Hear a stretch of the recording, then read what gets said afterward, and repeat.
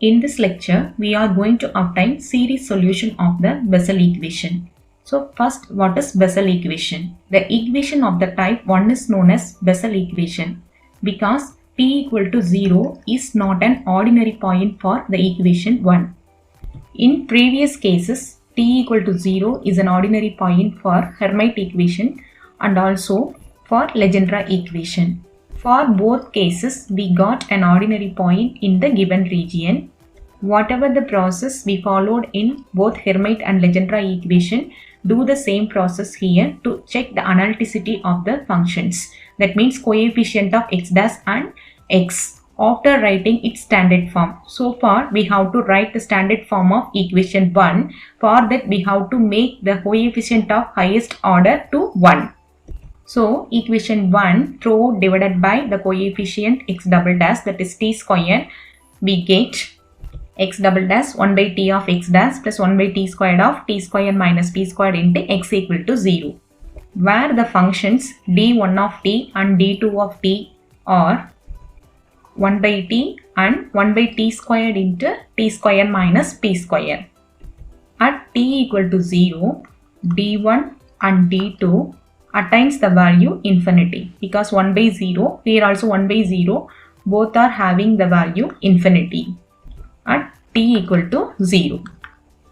So, the point t equal to 0 is not an ordinary point. In that case, we call the point as singular point. So, we call the second order linear homogeneous differential equation 1 as Bessel equation. If we have ordinary point for the given equation, then only we can solve using power series method. So far, we have to add one more process here. That is, we have to multiply both functions d1 and t2 by t minus the point t0, here is 0, and t minus the point t0, here is 0 the whole square. As like in L'Hospital rule, now we have t minus 0, that is t into d1 of t, that is t of 1 by t, that is equal to 1, and also t minus 0 the whole square, that is t squared into d2 of t, that is equal to t squared cancel each other, so we get t square minus p square. Now both the functions t into d1 of t and t squared into d2 of t are analytic because t equal to 0 is an ordinary point. At that point, both has some meaningful finite value. From that, we can say the singularity is removed after doing the process. So, we can say it is removable singularity. That means we can say the singular point is a regular singular point. I mean, if it is removed after doing the process, then we can say the point singular point is regular singular point. If not, that is irregular singular point. So what we do? First we have to write the given equation in standard form. That means coefficient of the highest order is unity. And second, we have to write the functions d1 and d2, that is coefficient of x dash and x. After that, we have to replace the point t by the given t equal to 0.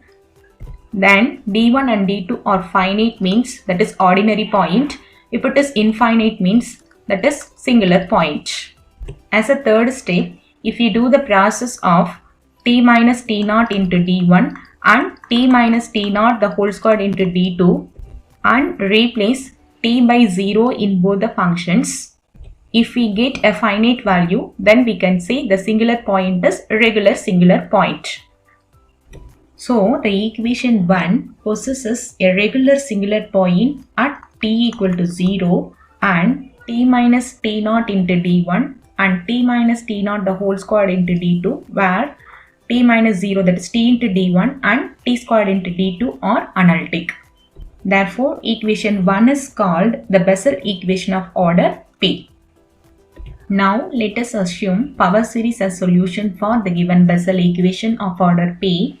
But in addition with that, we have to add some power of t in such a way to remove the singularity, whereas a0 is always not equal to 0, so that a constant is present in the power series. This series is known as Frobenius series. That means The method of finding power series solution of second order linear equation with regular singular point using Frobenius series is known as the method of Frobenius. So we are going to solve Bessel equation of order P using Frobenius series. So first we have to assume the Frobenius series is a solution for the given Bessel equation of order P. Let it be Z of t. As did in both the cases, that means in Hermite and Legendre equation, we have to follow the same process here again. If Z of t is a solution of the given Bessel equation, it should satisfy the equation. So from 1, we can replace it with its solution. T squared into Z double dash plus t into Z dash plus t squared minus p squared of Z is equal to 0. Replacing Z double dash and Z dash by differentiating Z of t, we get Z dash and Z double dash from Z of t. Substituting Z dash and Z double dash in equation 1, we get t squared into Z double dash, whereas t squared into Z double dash, t squared into t power m plus k minus 2. So adding power of t, 2 minus 2 cancel each other, we get summation k equal to 0 to infinity m plus k minus 1 of t power m plus k. Then second term t into Z dash, multiplying Z dash with t. Already t power m plus k minus 1 into t, adding powers of t, m plus k minus 1, here plus 1, 1 and minus 1 cancel each other, we get t power m plus k. That is summation k varies from 0 to infinity m plus k ak t power m plus k. Then third, t squared minus p squared of z. Write as it is. T squared minus p squared of z value, summation k varies from 0 to infinity ak t power m plus k, that is equal to 0. Write first two terms as it is and split the third term. T squared of summation and minus p squared of summation. We get t squared of t power m plus k, that is t power m plus k plus 2, and plus of minus minus p squared of the same summation and ak t power m plus k equal to 0. Where first term, second term and last term have the same common term t power m plus k and summation. So combining 1, 2, 3 and 4th term, we get summation k varies from 0 to infinity t power m plus k and remaining terms m plus k of m plus k minus 1, here ak into m plus k, sorry, here I forgot to put ak, so here ak into t power m plus k. Then write the remaining term as it is, plus summation k varies from 0 to infinity a suffix k t power m plus k plus 2 equal to 0.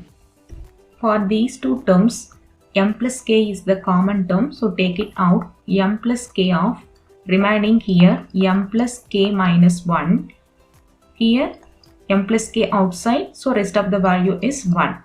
1 minus 1 cancel each other, m plus k of m plus k, we can write it as m plus k the whole square. Name previous equations as Z dash as, let it be equation number 3, and Z double dash equation number 4, let it be equation number 5. Here we have t power m plus k and t power m plus k plus 2, but we have to make it as same, that is t power m plus k. For that we have to replace here k by k minus 2. So what happens? K replaced by k minus 2 means here we get m plus k minus 2 plus 2, that is we get m plus k as power of t, and also here a suffix k minus 2, here k minus 2 from 0 to infinity, that means k from 2 to infinity. But in the first term, k start from 0 to infinity. So as to make both are same, that is start from 2 to infinity, we have to exclude k equal to 1 and k equal to 0 from the summation. We get m squared minus p squared of t power k equal to 0, that is m, and also a suffix k equal to 0 a naught, plus For k equal to 1, we get m plus 1 the whole square minus p squared of a suffix 1 t power m plus 1. And we have summation start from 2 to infinity and remaining as it is.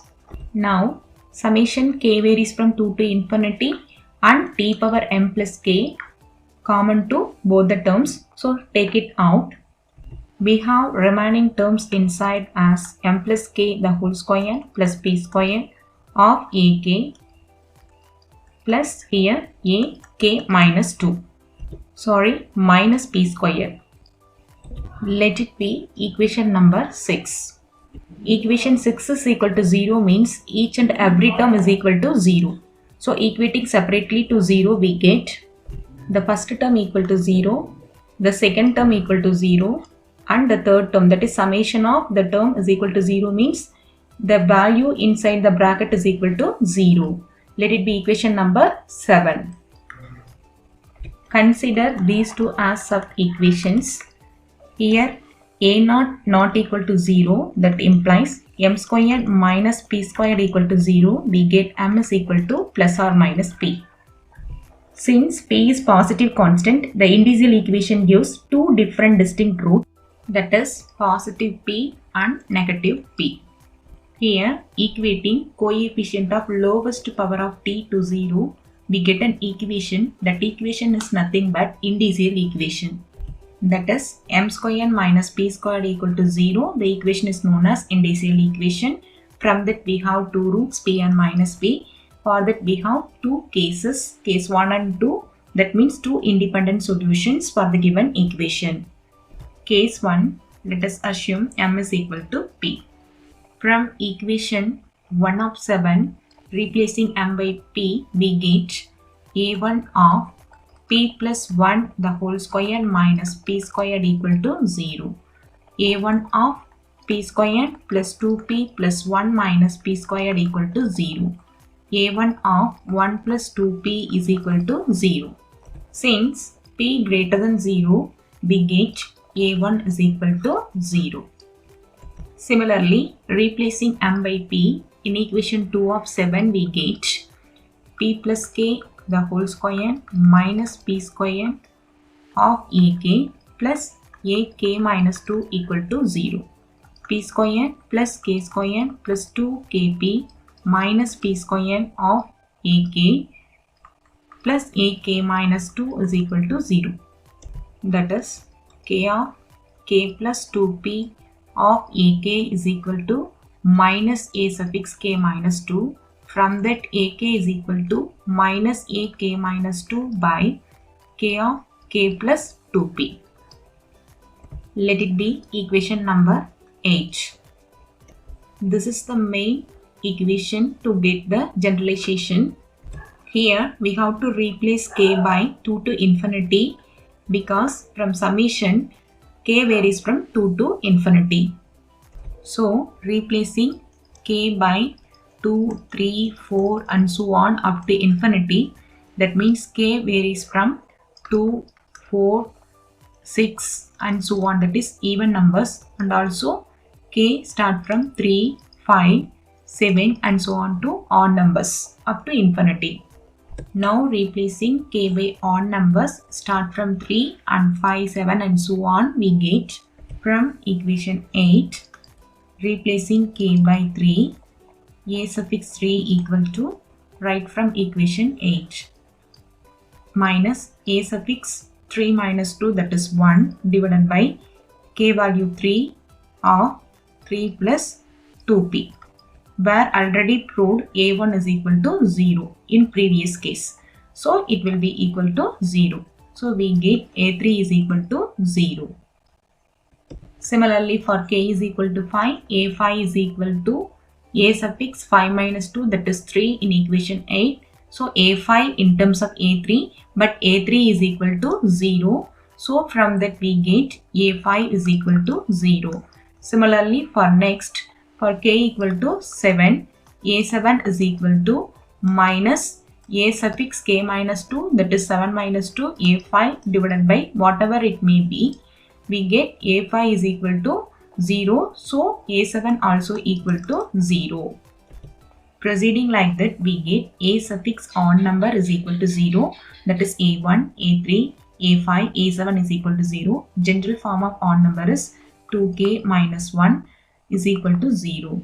Whereas k start from 1, 2, 3 and so on. If you replace k by 1, 2 into 1 that is 2 minus 1 that is A1 is equal to 0. Replacing k by 2, 2 into 2 minus 1 that is A3 is equal to 0 and so on. That means A5, A7, A9 and so on equal to 0. Similarly, replacing k by even numbers start from 2, 4 and so on. In 8 we get A suffix 2 that is equal to right hand side of equation 8 that is minus A suffix 2 minus 2 0 divided by k replaced by 2 into 2 plus 2p that is equal to minus A0 by 2 is common to both, so take it out. Already 2 into 2 that is 2 power 2 of 1 plus p.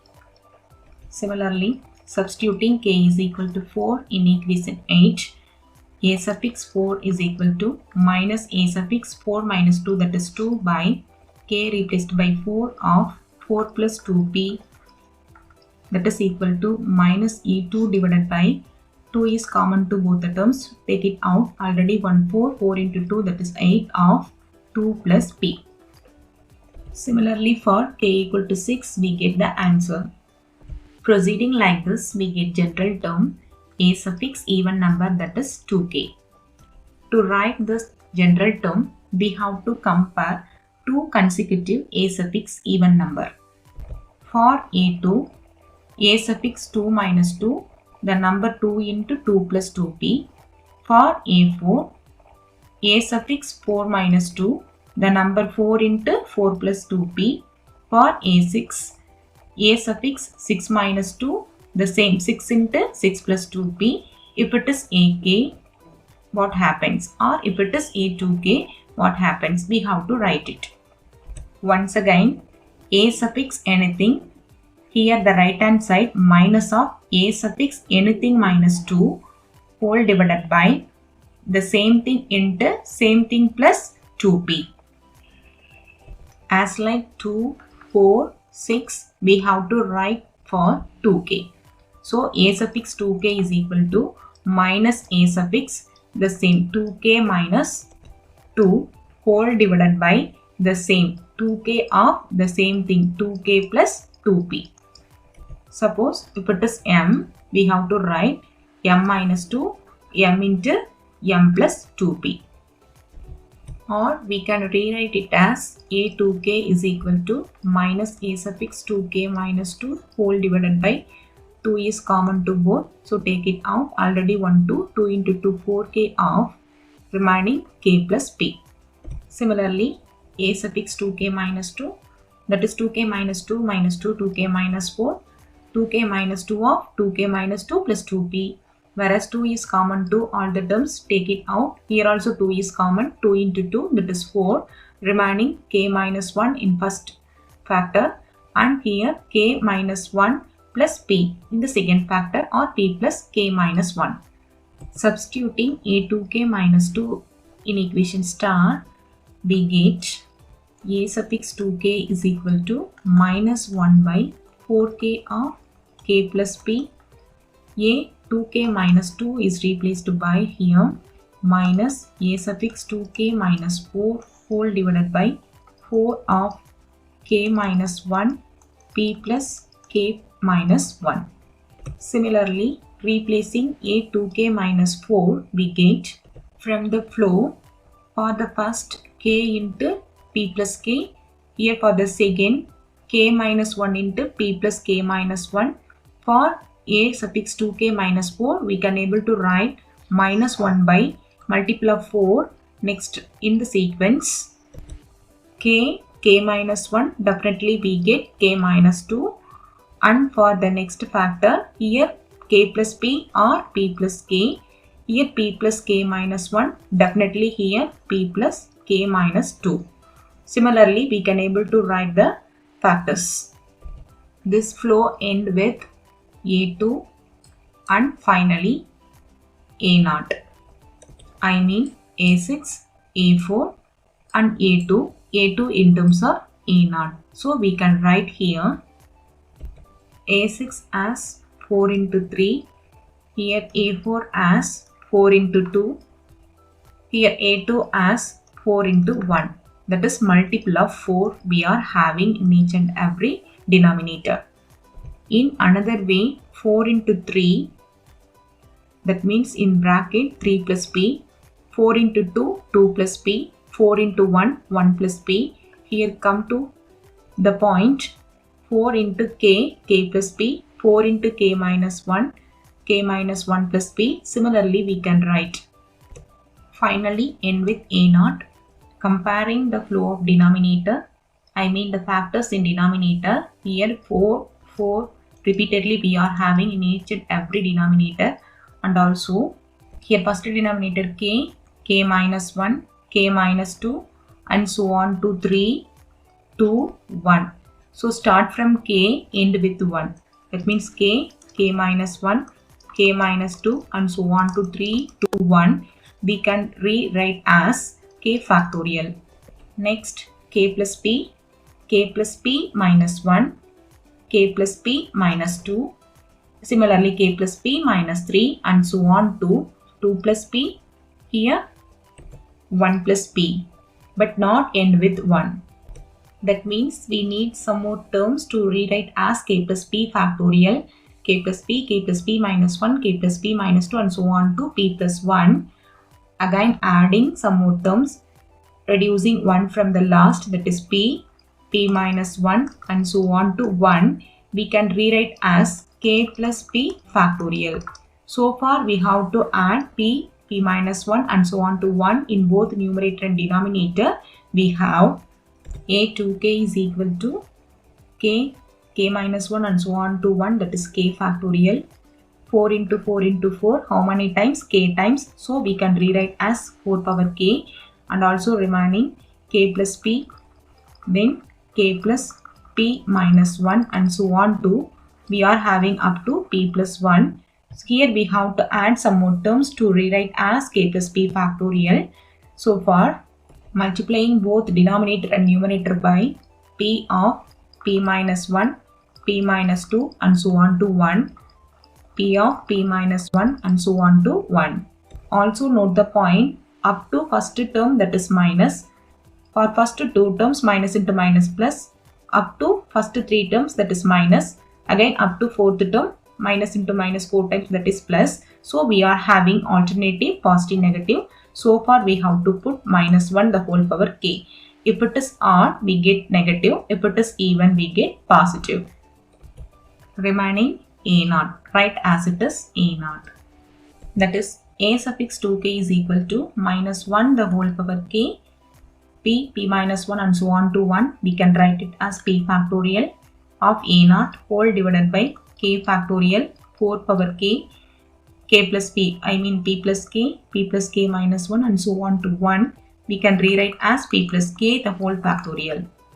Here remember one thing, gamma of n plus 1 is equal to n factorial, or p factorial can be rewritten as gamma of p plus 1. So we can rewrite a2k again as minus 1 the whole power k. P factorial can be written as gamma of p plus 1 of A0 whole divided by k factorial 4 power k, gamma of, here it can be written as gamma of p plus k plus 1. Since gamma of p plus 1 equal to p factorial, so gamma of p plus k plus 1 is equal to p plus k factorial. If z of t comma p is the solution corresponding to m is equal to p, we have from the general case z of t comma p is equal to t power m summation k varies from 0 to infinity a suffix k t power k, that can be written as, separating odd and even terms, we get for even term and for odd term. Here a suffix 2k plus 1 is equal to 0 for all k varies from 0 to infinity, already we proved. So this term vanishes, we get only the first term. where m replaced by p. So t power m, we have t power p of summation k varies from 0 to infinity, substituting a to k value of t power 2k, where adding power of t's, that is t power p of t power 2k, that is equal to t power 2k plus p.